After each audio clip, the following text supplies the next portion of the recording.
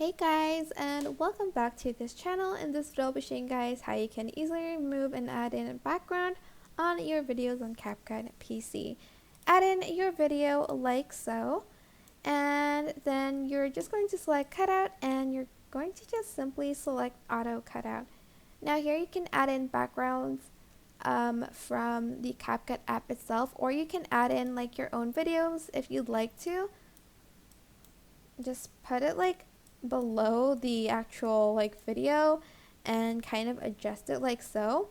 But if you want to add in like a canvas from CapCut,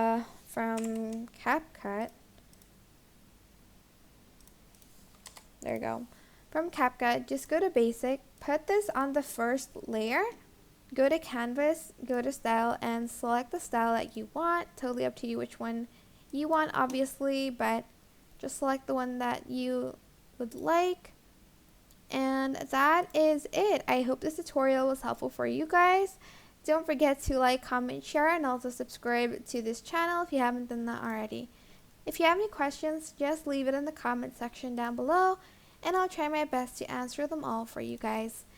And if you found this video helpful, please click the thanks button above the description box down below. Thank you so much for watching. Bye!